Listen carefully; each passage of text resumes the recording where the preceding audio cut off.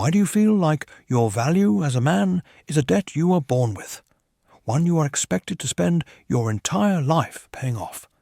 Why are you the one who must build, provide, protect, and produce, only to be told that your reward is the privilege of doing it all over again tomorrow? You are expected to give more and receive less, to be the bedrock, the foundation, the unwavering pillar, while being treated as if you are disposable, replaceable, and fundamentally not enough on your own. You've been sold a profoundly toxic and destructive lie. The lie is that your sacrifice is noble, that your endless giving will one day be recognized and rewarded with the love, respect, and loyalty you crave. Let me shatter that illusion for you right now. The world does not reward the workhorse by letting it rest in the meadow. It rewards the workhorse with a heavier plough. Women are not attracted to the man who sacrifices himself for her. They are attracted to the man who has built a world so magnificent that his sacrifice is unnecessary. Your constant giving isn't seen as strength. It's seen as a desperate bid for approval from a man who believes he has nothing else to offer. In this video, I am not going to give you a list of cheap tricks to get a woman to pay for a cup of coffee. I am going to expose the deep-seated social programming that has engineered you to be a resource, and I will give you the framework to reclaim your inherent value so that you are no longer the supplicant, but the prize they are desperate to win. To understand this dynamic, you must first understand the concept I call the value imbalance. It's the unspoken yet brutally enforced social contract, where a man's worth is perpetually measured by his utility and his output. Your value is what you do. Your money, your status, your ability to fix a leaky faucet or kill a spider, your capacity to absorb her emotional turmoil without complaint. You are, in essence, a human doing. A woman's value, on the other hand, is culturally framed as inherent. Her youth, her beauty, her fertility, her very presence. She is a human being. This creates a dangerous and unsustainable imbalance where you are in a constant state of performance, a never-ending audition to prove you are worthy of her presence, while she needs only to exist. You are expected to build the castle, slay the dragon, and fill the coffers, and she is the princess who graces the castle with her being. This isn't a modern phenomenon, it has evolutionary roots. But in the modern world, this dynamic has been warped and exploited, leaving men resentful, exhausted, and feeling profoundly unappreciated. You've been taught to believe that this is the natural order of things, that this is what it means to be a man. It's not. It's what it means to be a slave to a system that benefits from your silent compliance. I learned this lesson not in a book, but in the crucible of a high-stakes business failure and a soul-crushing relationship that ended in the same week. I was in my late 20s, running my first significant business. I was also with a woman named Isabella. She was the kind of woman who turned heads when she walked into a room, and I was intoxicated by the validation I got just by being on her arm. I adopted the provider script completely. I paid for her apartment, a sleek downtown loft I couldn't truly afford. I financed her designer wardrobe. I funded her passion project, a boutique that bled money from day one. I was the quintessential good man, the provider. My friends told me I was lucky. I told myself I was building a life for us. In reality, I was just building her life. The business I was running was built on a single massive client. It was a high-risk, high-reward situation, and I was flying high. Then, one Tuesday morning, I got an email. Our client had been acquired by a competitor, and our multi-million-dollar contract was terminated, effective immediately. In the space of 5 minutes, my income, my company, my entire world evaporated. I went home that night, a ghost in my own life, and I told Isabella what had happened. I expected comfort, support, or we'll get through this together speech. Instead, I was met with a cold, terrifying silence. The panic in her eyes wasn't for me, it was for her lifestyle. My utility had just dropped to zero, and I could feel her attraction, her respect, her love, draining out of the room like air from a punctured lung. Within a week, she was gone. She told me she needed a man who was stable, that my stress was too much for her. The truth was, she hadn't fallen in love with me. She had fallen in love with what I could provide. The moment the provision stopped, so did the affection. That failure was the greatest gift I ever received. It burned away every illusion I had about value. It taught me with brutal clarity that when you make your utility your primary offering, you will become a commodity, and when a better or cheaper or more reliable commodity comes along, you will be replaced without a second thought. That day, I swore I would never again build a relationship on the foundation of my wallet. I would build it on the bedrock of my own inherent worth. The single greatest mistake you are making, the one that guarantees you will live a life of quiet resentment, is operating under the delusion of merit-based attraction. You fundamentally believe that if you just give enough, do enough, sacrifice enough, and please enough, you will accumulate enough good guy points to be rewarded with genuine desire and unwavering loyalty. You treat attraction like a job promotion. You show up early, stay late, do all the dirty work, and hope that one day the boss will notice your hard work and give you the corner office. But attraction isn't your boss. Attraction is a ruthless, primal force of nature. It doesn't care about your effort, it cares about your power. It doesn't respond to your resume of good deeds. It responds to the undeniable signal of high value.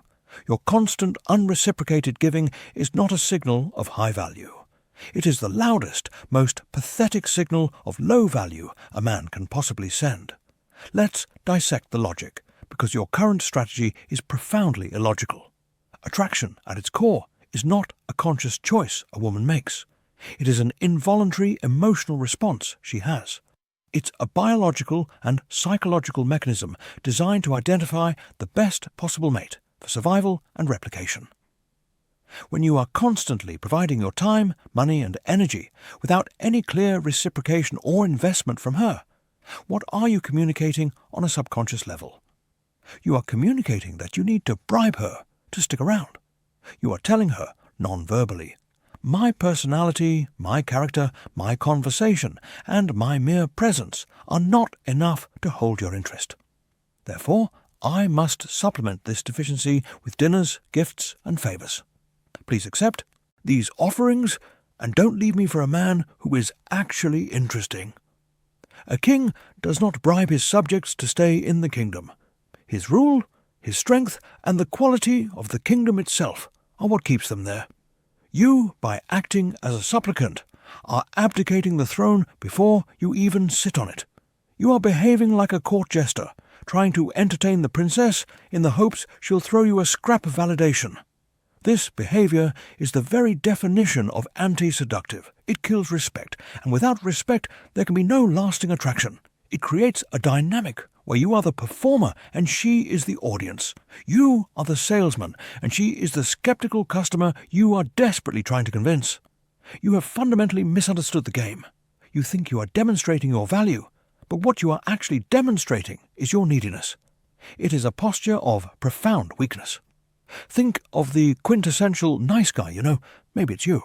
He's the guy who becomes her unofficial therapist, her on-call handyman, her personal chauffeur.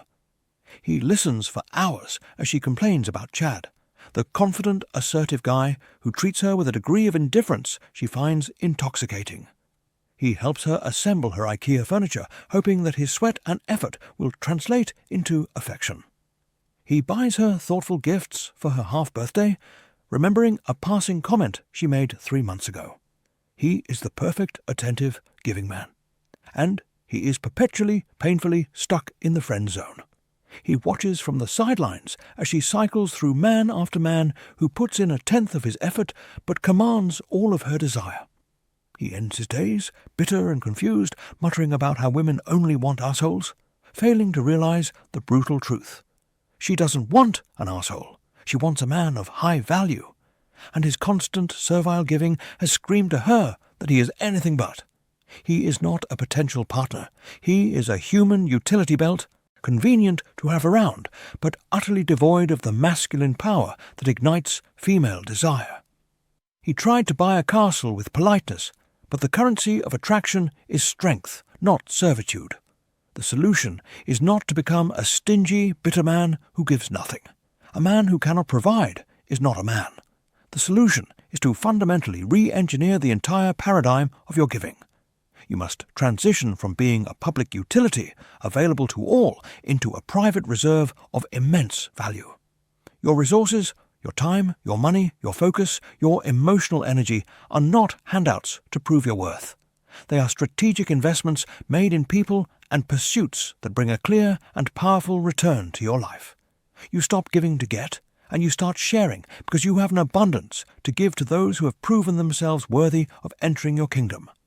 This transformation from a performing provider to a reigning king rests on 3 unshakable pillars. Pillar 1, your sovereign frame. Pillar 2, your conditional provisioning.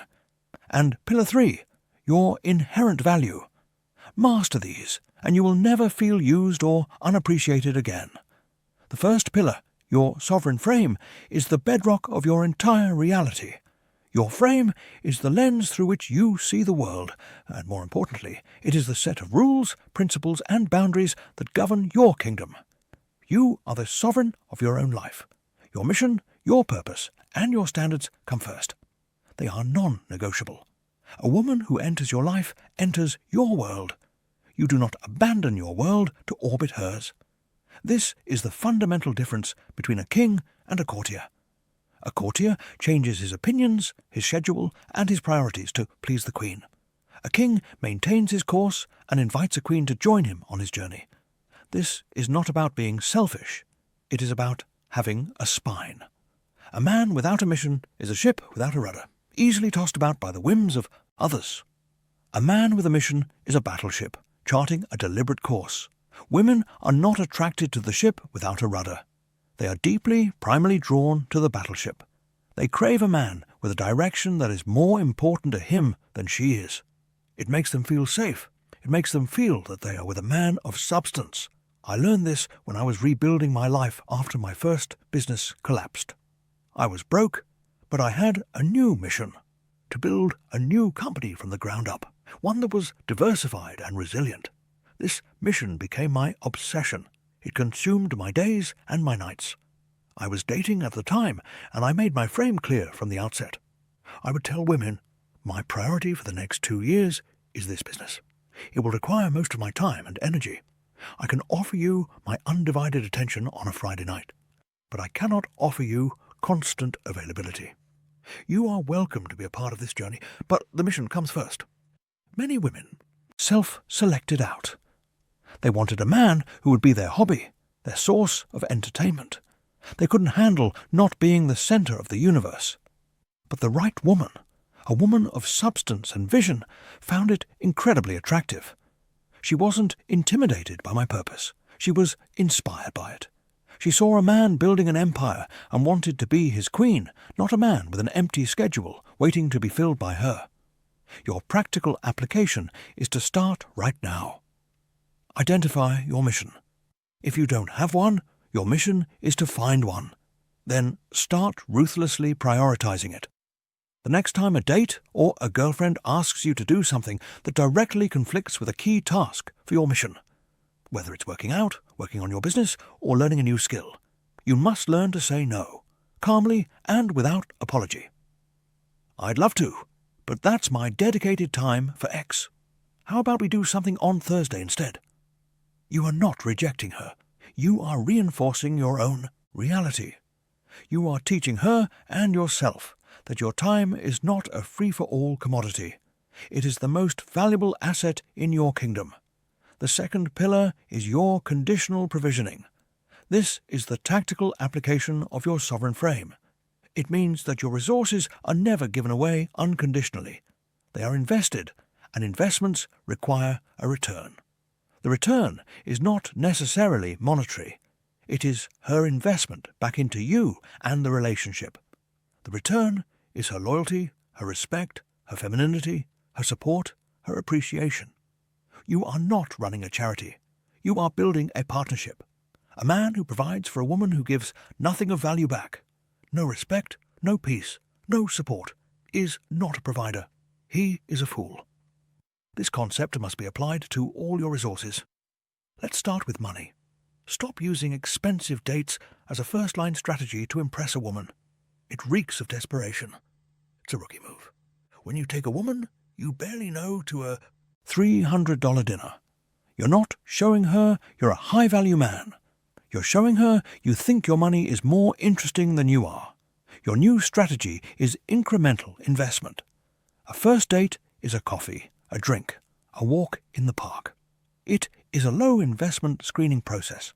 You are investing a small amount of your time and money to determine if she is worthy of a larger investment. You are observing her character. Is she grateful? Is she engaging? Does she respect your time? Does she even offer to contribute? Her reaction to this small-scale investment is a direct predictor of how she will treat a large-scale one. I have a zero-tolerance policy for entitlement. I once took a woman for a simple coffee date. She showed up late, barely made eye contact, and complained about the quality of the coffee. At the end, she just stood up and expected me to pay as she walked away. I paid for the 2 coffees, and I deleted her number before I even left the cafe. She had failed the most basic test of character. My resources, no matter how vast, are for women who bring appreciation and value, not a sense of entitled grievance. Now let's talk about your time and attention. This is your most valuable, non-renewable resource. You must stop making yourself constantly available. Do not reply to her texts instantly. Do not drop your plans every time she is bored. Your attention must be earned. When you are with her, be fully present. But when you are not, you are focused on your mission. This scarcity creates value. It makes the time she does get with you more precious. Your practical application is to implement a clear structure. For the next week, do not respond to non-urgent texts for at least an hour. Plan 1 or 2 specific high-quality dates. Outside of those times, be a ghost. Be busy. Be focused on your purpose. You are not playing a game. You are demonstrating that you have a life, a purpose, a kingdom to run. Her role is to be a valuable addition to that life, not the entire focus of it. The third and final pillar, the one that holds the entire structure up, is your inherent value. You must cultivate a deep, unshakable belief that you, as a man, are the prize. Your physical presence, your mindset, your ambition, your humor, your leadership. This is the core of your value. The money, the status, the lifestyle. These are merely byproducts of who you are. They are the evidence of your value, not the source of it. A woman should be drawn to the energy of the man who built the empire, not just the shiny things inside the empire's walls. If you lost all your money tomorrow, would you still be a man of value? If your answer is anything but a resounding yes, you have work to do. This is the inner work that most men neglect. They spend all their time building their bank accounts, but no time building their character. Your inherent value is built in the dark, when no one is watching. It's built in the gym, pushing through 1 more rep. It's built by reading books that expand your mind. It's built by facing your fears, by learning new skills, by developing a razor-sharp wit, by cultivating a profound sense of inner peace. It's about becoming a fascinating man to be around, even if you are living in a shack. I've experienced both ends of the spectrum. I've been the man with millions in the bank, and I've been the man starting over with nothing. I can tell you with absolute certainty that the confidence that comes from your achievements is fleeting. The confidence that comes from knowing you can build it all again from scratch. That is permanent. That is real power. And women have a sixth sense for it. They can feel the difference between a man who is rich and a man who is powerful. The rich man is afraid of losing his money. The powerful man knows he can always make more. Your practical application for this pillar is a challenge. For the next 30 days, I want you to invest in your inherent value with the same intensity you invest in your career. That means dedicating time every single day to one of 4 areas: your body, the gym, diet, your mind, reading, learning a skill, your spirit, meditation, nature, or your social abilities, practicing conversation, storytelling. Document your progress. At the end of 30 days, you will not only be a more capable and resilient man, but you will carry yourself differently. You will walk into rooms with a quiet confidence that needs no external validation. You will project an aura of self-sufficiency that is magnetic. You will stop seeing dates as auditions where you have to prove yourself, and you'll start seeing them as interviews where you are deciding if she is qualified for the privilege of your time. This is the ultimate frame. This is when you truly become the prize. Let's project your life forward across 2 timelines. First, the path you are currently on, the path of the unconditional giver.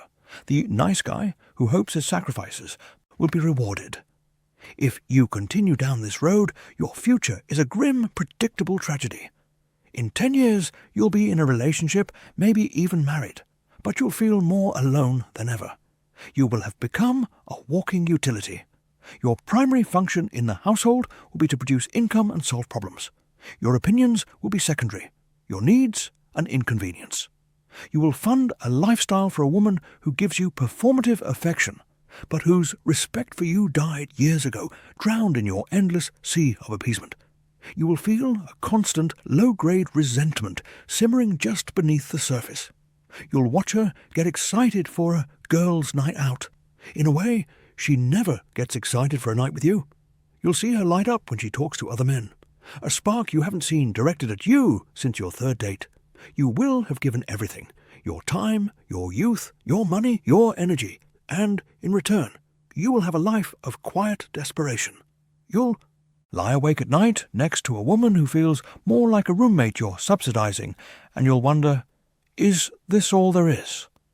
You will have traded your masculine power for a fragile, conditional peace, and you will have lost both. You will become a ghost in your own life, a provider drone whose only purpose is to maintain a system that is slowly crushing his soul. Now, let's imagine a different future. A future where you decide, today, to implement the 3 pillars. You build your sovereign frame, you practice conditional provisioning, and you cultivate your inherent value. In this future, 10 years from now, you wake up every morning with a profound sense of purpose and calm. Your life is not built around a woman. It is built around your mission, and you have a powerful, feminine woman by your side who is your biggest supporter, your most loyal partner. Your relationship is not a transaction. It is a synergistic alliance. You give to her generously, not out of neediness, but from a place of genuine abundance and strength, because she consistently adds immense value to your life. She respects your leadership and your decisions because you have proven yourself to be a man worthy of respect. She's attracted to you not because of what you can buy her, but because of the man you have become. The man who is disciplined, ambitious, and centered. You have choices. Women feel your power and your self-respect, and they are drawn to it. You are not chasing, you are choosing. You don't feel resentment because the terms of your relationships are clear and your boundaries are unbreachable. You feel a deep, abiding peace because you are valued for who you are, not just what you provide. You are the king of your kingdom, and you have built a life of freedom, respect, and authentic connection. This future is not a fantasy. It is the natural, logical consequence of a man deciding to reclaim his own value and stop accepting a rigged social contract. The choice between these 2 futures is made in the small decisions you make every single day, starting today. So let's cut through all the noise and get to the core of it. Stop trying to buy attraction. You can't. Stop trying to earn love through servitude. It doesn't work. You have been conditioned to believe your value lies in what you can give away. The truth is, your value lies in what you refuse to compromise. Your mission, your standards, and your self-respect. Stop chasing butterflies. Build a magnificent garden, and the butterflies will come. Your mission is the garden. Your standards are the fence. Your inherent value is the sun and water that makes it all grow. Everything else is a distraction. The world will keep telling you to be a utility, to give more and expect less. It benefits from your compliance. It is your duty to yourself and your future to refuse. This is not a game. This is the only life you have. I have given you the map, but you are the one who has to take the first step off the path of the supplicant and onto the path of the king. Do not waste another day. I want you to make a commitment to yourself right now. This is not for me. This is for you. Go to the comments section below and write, in all caps, "I am the kingdom." No explanation, no questions. Just that statement. A declaration to yourself and to the world that you are no longer a resource to be plundered, but a sovereign territory to be respected. If you are serious about this journey, if you are truly ready to stop being a utility and start being a man of undeniable value, then subscribe to this channel and turn on notifications. The lessons I share here are not for the boys who want to be liked, they are for the men who are ready to be respected.